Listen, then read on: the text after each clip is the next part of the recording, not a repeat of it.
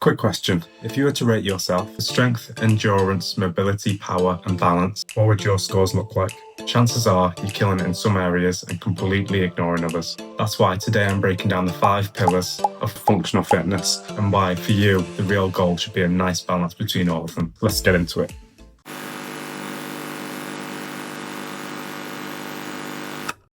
So the first pillar is strength. It's very simple, but it's just your body's ability to produce force. All this means for us is it's your ability to push, pull, lift, and carry different weights, and it is essentially the raw foundation for everything that we do in the gym. Strength is so important that without it, all your other pillars would begin to fail. Endurance, power, and balance all rely on strength. But for me and you, strength isn't just about lifting heavy weights in the gym. It can also translate into the real world, carrying your shopping, picking your kids up, picking something off a high shelf, and even staying independent as you get older. For athletes, strength is the backbone for performance. A stronger athlete can sprint faster, jump higher, hit harder, and recover quicker. It makes every aspect of your athleticism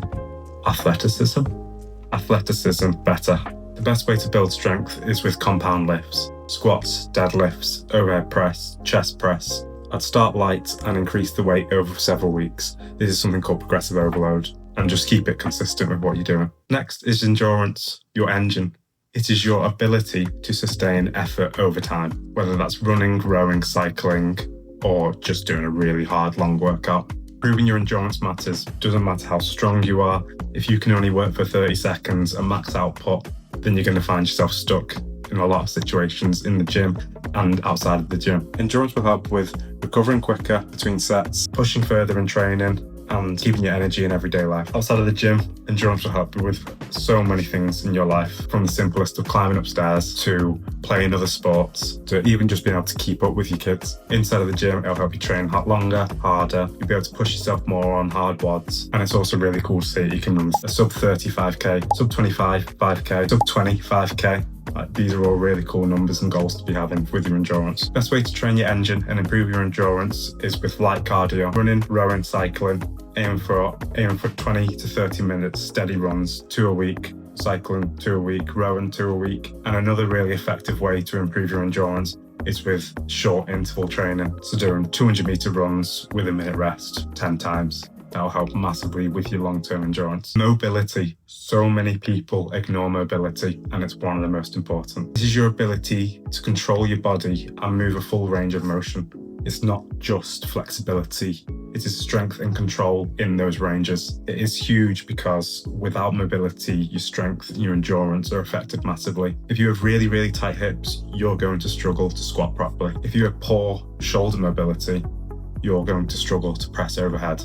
And lack of ankle mobility will affect you running short and long. Outside of the gym, in the real world, mobility will help you move pain-free, it'll help reduce injury, and it'll make you more effective in your training and in everyday life.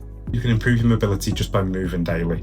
Simple stretches, dynamic before a workout, static after a workout, controlled joint circles, even things like holding a deep squat for a minute, practicing that mobility, rocking side to side. 5 to 10 minutes each day will make a massive difference, and you're doing more than 90% of the population to improve your mobility. Quick question that you need to ask yourself is, can you sit in a deep squat for a minute, rock side to side? Can you squat below parallel without your heels lifting off the ground? Can you touch your toes without bending your knees? If you're struggling with any of these, a bit of mobility work will help massively. That's only looking at the bottom half of your body.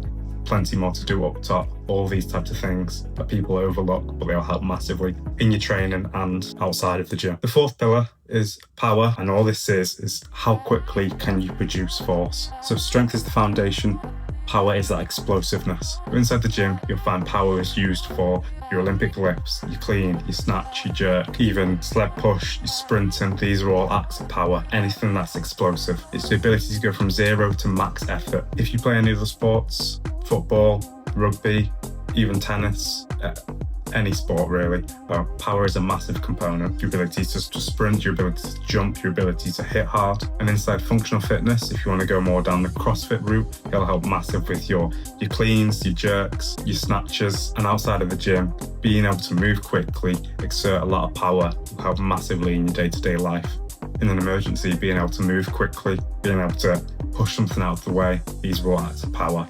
So in your training, you can improve your power by adding things like box jumps, Olympic lifts, short sprints, and you want to take the focus away from heavy lifting to fast, explosive movements. Finally, the last pillar is balance and coordination.